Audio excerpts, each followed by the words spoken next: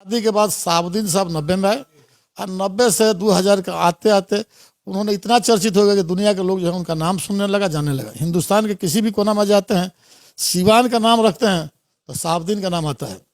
कोई राजेंद्र बाबू नाम नहीं लेता, मजहर साहब नाम लेता। तो अभी के दौर में क्या कारण रहता है कि शहाबुद्दीन का ही नाम लिया जाता है? नाम लेने का उन्होंने काम किया। साबुद्दीन अपने टाइम में इतना काम कर दिया कि उतना काम जो है देश में कोई एमपी नहीं किया, तो उनका नाम आता है।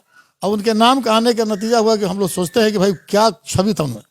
तो बम्बई में एक जगह हम खाना खाने गए और जिस आदमी के यहाँ खाना खाने गए वो आदमी सिवान का बहुत मध्यस्थ आदमी है, तौरेज साहब नाम है। तौरेज साहब के घर पर हम खाना खा रहे थे, तो तौरेज साहब के घर हम गए, खाना वाना खा रहे थे। तो हमने पूछा कि भाई लालू जी बीमार है और लालू जी यहाँ आए हुए हैं, तो हम लोग मिल लेते। तो तौरेज साहब कहे चलिए हम मिलाते हैं। तो हम लोग लालू जी के यहाँ मिलने गए। मिलने के बाद हम आए तो बात हुआ, तो तौरेज साहब ये बोले कि साहबुद्दीन के वजन के बाबत रुपया लगे तो हम देने के लिए तैयार है कि ताकि उनका जमानत हो जाए। तब हमको एहसास हुआ, ये उस समय की बात है जब शहाबुद्दीन साहब जिंदा थे। जिंदा थे तब, हम आज की थोड़ी बात करें। 3 साल पहले की बात बता। 3 साल पहले बम्बई गए हुए थे। बम्बई गए थे हम कुछ मकसद के तहत, लेकिन हमारा जेडीयू के मकसद नेता रहे हैं, प्रदेश में भी आप पद पे रहे हैं। क्या जी जी वही तो, क्या कारण रहा है कि आज भी जैसे आप ही जेडीयू के हैं लेकिन शहाबुद्दीन साहब की याद आ जाती है? बहुत सारे ऐसे लोग हैं कि क्या बात है आखिर कि शहाबुद्दीन को आज भी याद किया जाता है, क्या कारण है? थोड़ा सा हम चाहेंगे विस्तृत रूप से इसको। हम जानिए। सबसे पहला जानना चाहिए कि मौलाना मजहर हक साहब सन 1932 में डेथ कर गए और 32 में डेथ की, और आज तक भी हम लोग सिवान वासी और देशवासी मजहर साहब की जयंती मनाते हैं। उनमें कुछ गुण था तब मजहर जयंती हम लोग मनाते हैं, जो 22 तारीख को जाएंगे। राजेंद्र बाबू उस तरह का गुण था कि हिंदुस्तान तो हिंदुस्तान है, अंग्रेज भी मान लिया कि हमसे तेज अगर है कोई तो राजेंद्र बाबू है, तो भी हमारी धरती पर पैदा हुए। तो ये दो आदमी के नाम तो चर्चित बहुत दिन से चला रहा है। लेकिन हम लोग आरजेडी में नहीं थे, जदयू में थे। लेकिन जदयू में रहने के बावजूद भी उनका काम जो सिवान में हुआ है, उसके बाद कोई नेता नहीं है कि उस तरह काम करे जिसका हम लोग नाम लें। ओम प्रकाश भी रहे, कविता भी हैं, 2 एमपी उनके जाने के बाद हुए। लेकिन कोई इस तरह काम नहीं नजर आ रहा है कि हम इन लोग कहें कि भाई ये काम और ओम प्रकाश कराए हैं और ये काम जो है कविता कराई है। कुछ काम नजर आना चाहिए। तो साहबुद्दीन साहब जो किए थे सारा पब्लिक देख रही है, दुनिया देख रही है। तो हम दुनिया से झुठवाने वाली बात तो नहीं करेंगे। पहले हम लोग एनडीए में थे तो साहबुद्दीन साहब का हम नाम नहीं लेते थे। आज तो हम गठबंधन में हैं, तो गठबंधन में हम लोग आ गए हैं। तो लालू जी से हम लोग नफरत करते थे, आज लालू जी के साथ हम लोग हैं। आज अवध बिहारी के साथ है। अवध बिहारी को हम फोटो अपने साथ कहीं नहीं लगाए थे, लेकिन जब गठबंधन में आ गए तो जाके देखिए सिवान में हमारा साथ फोटो उनका लगा हुआ है। तो अब हम गठबंधन में इसलिए साहबुद्दीन साहब का नाम ले रहे हैं। अगर गठबंधन में नहीं होते तो फिर उनका नाम नहीं लेते। एनडीए में होते तब क्यों नाम लेते? तो इसलिए साहबुद्दीन का काम जो है बोल रहा है। अब ये बताइए कि आप तो अब जेडीयू और आरजेडी का गठबंधन है, अब क्या होना चाहिए? हिना साहब को क्या करना चाहिए? तमाम लोग चर्चा कर रहे हैं, खास करके माइनॉरिटी समाज की निगाहें हैं कि आखिर हिना साहब क्या करेंगे, जिस तरीके से दूरियां अभी चल रही है आरजेडी और शहाबुद्दीन साहब के परिवार। देखिए, हम शरद यादव से बात किए हुए थे और फिर शरद यादव से बात करेंगे। लालू के परिवार से हम बात नहीं करते, इसलिए लोग किसी के बात सुनने वाले नहीं। लेकिन हिना के लिए स्पेशल हम शरद यादव के यहाँ परसों जाएंगे। कल हमारी फ्लाइट है, कल शाम को हम जा रहे हैं, शरद जी से बात करेंगे। शरद जी इस पार्टी के संयोजक है, वो जो चाहेंगे वही होगा। हम दूसरे के बारे में नहीं कहेंगे। शरद जी के पास जा रहे हैं और शरद जी चाहेंगे तो हिना फिर आ जाएगी। हिना का कोई नहीं रोकेगा, सीधा सीधी बात है। इसलिए हिना साहब को तो जो राष्ट्रीय कार्यकारिणी है, जो संसदीय बोर्ड की जो सदस्य थी, उस सूची से इन्हें हटा दिया गया। वो आरजेडी का काम था, वो आरजेडी का काम था। हम आरजेडी से बात नहीं कर रहे। हम अभी जो गठबंधन बना है जिसमें शरद यादव संयोजक बने हैं, और शरद यादव के साथ धोखा हुआ वो नहीं जानते आप? शरद यादव को राज्यसभा में जाना चाहिए कि नहीं जाना चाहिए? शरद जी को टिकट मिलना चाहिए कि नहीं मिलना चाहिए? तो शरद यादव के साथ धोखा, तो साहबुद्दीन की बीवी कौन चीज होती है? जो राष्ट्रीय नेता है, जो लालू जी को सीएम बनाया, जो लालू जी को रेल मंत्री तक पहुंचाया, लालू जी का देन है, शरद जी का देन है कि बेटा चीफ मिनिस्टर बन रहा है। उनको लोग नहीं हुआ तो हिना कौन पूछता है? गौर से बात समझिए कि जो देश का सबसे बड़ा लीडर है उनके साथ धोखा हो गया, तो इनके साथ धोखा हो तो कौन चीज हो गया? लेकिन आपको वादा करते हैं कि हम शरद जी से बात करेंगे और शरद जी क्या इनको बुलाएंगे, बैठे शरद जी क्या, सारा चीज खुलासा होगा। कौन बनेगा, क्या बनेगा, बात का चीज है। वो ऐसा नहीं लग रहा है कि लालू परिवार जो है हिना साहब को बिल्कुल इग्नोर करके चल रहा है, जिस तरीके से जो परिस्थितियां सामने आ रही है? अरे भैया, तो चल रहा है, तो आज चल रहा है। उसी के नतीजे आप गोपालगंज देखे हैं। गोपालगंज सीट जो आपका गया है साहबुद्दीन के बीवी की वजह से गया है। दुनिया जानती है कि मुसलमान वहां बहुत टर्न अप कर गया, बीजेपी को दे दिया। मुसलमान बीजेपी को वोट देते हैं, साधारण बात है क्या? जो काम करेगा, जिसका छवि होगा, उसको लोग पूछेगा। हिना का इज्जत है, सम्मान है, और हम लोग का मान लो हम पहले गठबंधन में नहीं थे तो हिना का साहबुद्दीन का हम नाम ही नहीं लेते थे। अब हमारे साथ हैं, अब वो निकल गई कि हाँ वो हम नहीं जानते हैं। हम तो देखते हैं कि और बिहारी के घर के सामने फोटो लगा हुआ हिना का, साहबुद्दीन का, और सब यादव लोग लगाए हैं। तो अगर यादव लोग को हमदर्दी नहीं होता तो लगाते कैसे? सारे और बिहारी के डेरा पर लगा हुआ है तो हिना के लोग थोड़े हटा दे। लेकिन लालू के बेटा से कौन बतियाने जाएगा? लालू से कौन बतियाने जाएगा? लालू का ऑपरेशन हो रहा है किडनी का, बेटा नेता है। हम उस पार्टी के बारे में ज्यादा नहीं जानते हैं, उस पार्टी में हम कभी थे नहीं, आना रहेंगे। आपको क्या लग रहा है, कहीं ऐसा तो नहीं कि ऊपर के लोगों को लग रहा है कि भाई अब शहाबुद्दीन नहीं है, उनका निधन हो गया तो अब इस परिवार को छोड़ दो क्योंकि उस सिस्टम से अब नहीं चला जाएगा? शहाबुद्दीन साहब की बात हटा दीजिए। राजेंद्र बाबू को जब 77 में इलेक्शन हुआ, 74 का आंदोलन हुआ, तो जेपी आंदोलन में जो है सबसे पहले टिकट दिया गया तो राजेंद्र बाबू का बेटा को दिया गया। गौर से याद करके देख लीजिए। 77 में 2.5 साल के लिए एमपी रहे तो लोगों ने छोड़ दिया उनको। बोलिए, राजेंद्र बाबू लेकर नहीं छोड़ दिया। आज मौलाना मोहसिन साहब के परिवार को छोड़ दिया कोई? उनके परिवार को पूरा देश और पूरा स्टेट और पूरा लोग ले, तो शहाबुद्दीन के परिवार को कौन छोड़ने जा रहा है? वोट में अभी जानकारी है कि हम कितना बड़ा नेता हो जाएं। अच्छा, इन लोगों की पकड़ क्या सिर्फ सीवान तक है या फिर बिहार में और भी जिलों में? पूरे देश में है, पूरे देश की हम बात कर रहे हैं। हम दिल्ली के बात किए, बॉम्बे के बात किए कि जब वहां हम जाते हैं तो लोग पूछता है कि सिवान, शहाबुद्दीन का सिवान, बनावटी बात ही ना है। मतलब कि आज भी हिना साहब के परिवार की पकड़ है? शहाबुद्दीन का पकड़ है, और शहाबुद्दीन के साथ उनका बेटी बीवी है, तो उनका पकड़ है ही है। थोड़ा कम है। हम तो गोपालगंज गए थे इलेक्शन में वोट मांगने, लोगों ने हमको कहा कि आप क्या कर रहे हैं, क्या कर रहे हैं? हम वोट मांगने आए हैं। हम हिना साहब वोट यहाँ मने किए हैं हम कि वोट यहाँ नहीं मुसलमान को, नहीं दिया मुसलमान। कोई बनावटी तो बात नहीं है। अब तो 2024 में समय भी नहीं है, 2022 लगभग समाप्त होने के कगार पे है। क्या होगा अगर 2024 में हिना साहब को नहीं लाया था? इसलिए कि नाम कई तरह के आ रहे हैं।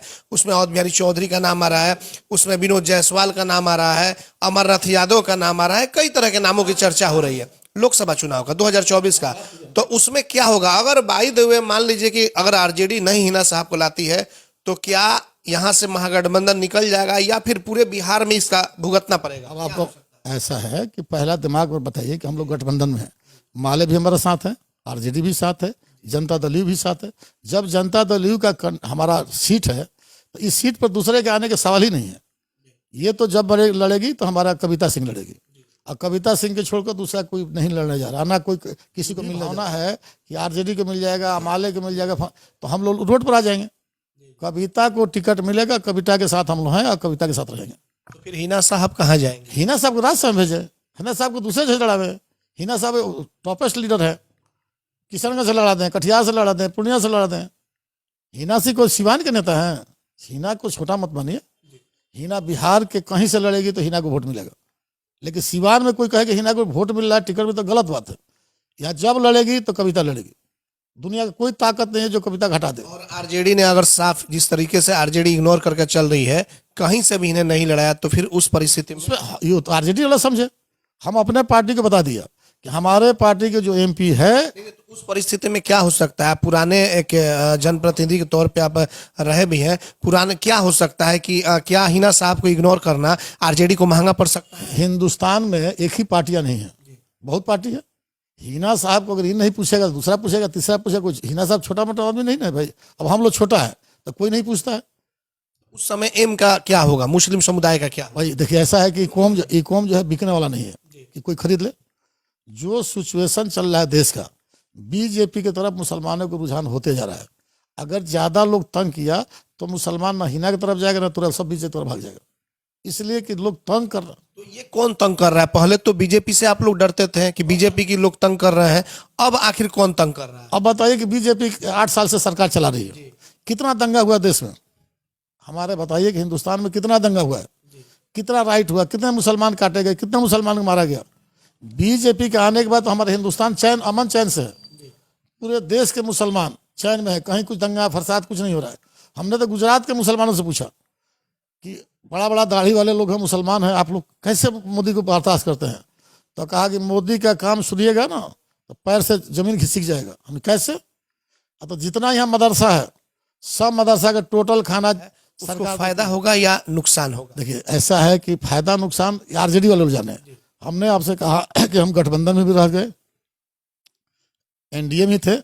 एनडीए का जो हालात है, अगर हिना साहब नहीं आती हैं, जेडीयू के ही खाते में अगर सीट जाता है तो फिर माइनॉरिटी समाज की क्या उस समय स्थिति रहेगी? और तो देखिए माइनॉरिटीज में जो पकड़ उनका है, हिना साहब को अगर मान लीजिए इग्नोर कर दे रही है महागठबंधन, पार्टी तो उनके साथ ही है। जनता दल यू में आ जाए, कहानी खत्म, दुनिया भर लड़ने जुड़ने की जरूरत नहीं है।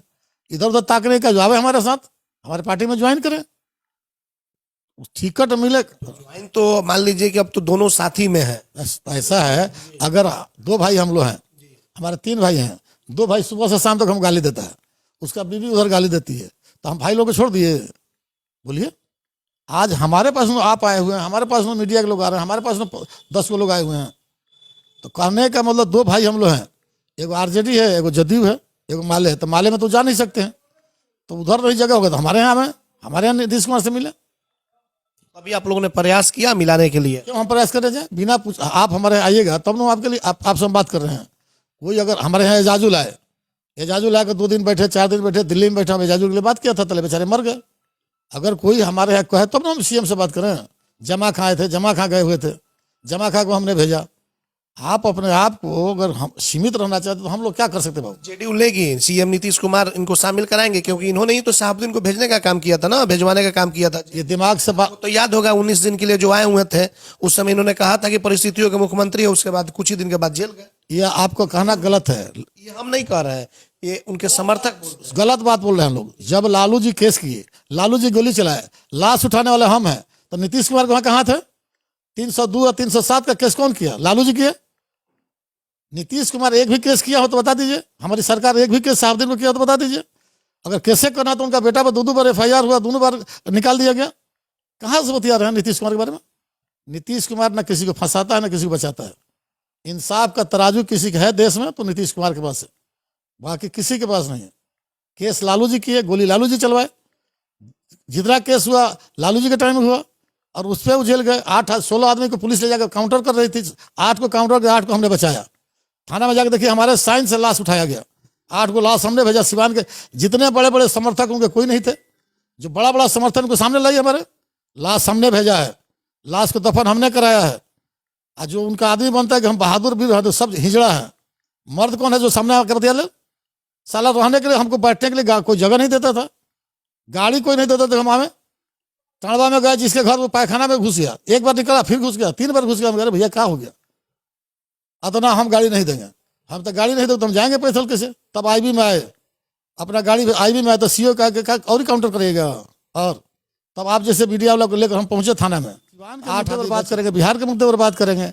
हम लोग 16-17 साल से हम धंधा 20 साल से हो रहे हैं। हिना साहब को लेकर भी कुछ बात करेंगे। बात अब सिवान पर बात होगा तो हिना बात करेंगे हिना साहब। अरे साहब, पूर्व संसद के बीवी है, उसका जो इज्जत और सम्मान मिलना चाहिए। आरजेडी में आप हैं, आरजेडी में कोशिश की आ जाए। आरजेडी में नहीं आती है तो हमारी पार्टी में हम लोग ले लेंगे। आरजेडी में अगर आरजेडी के संयोजक वो हैं, अगर आरजेडी में लालू से कहते हैं तो अगर ले लेते हैं तो ठीक है। फिर उसके बाद जो है भोला यादव है, उनके लालू जी के बहुत करीबी, उनसे भी बात हम करेंगे। उसके बाद उनके बेटी मीसा है, मीसा से भी बात करेंगे। हमको बात करने में किसी से डर नहीं है। मुंबई में मीसा भी थी, लालू जी थे, हम थे नमतुल्ला। ये जो दूरियां है चाहेंगे कि समाप्त करवाए? तो भाई हम चाहेंगे कि हमारे पार्टी में सब तरह के लोग आए, किसी जाति धर्म से नहीं। शरद यादव का एक ही कहना है कि मेस्तर का वोट का एक वोट का मेस्तर कीमत और रानी का कीमत एक है। तो हम ना मिस्तर को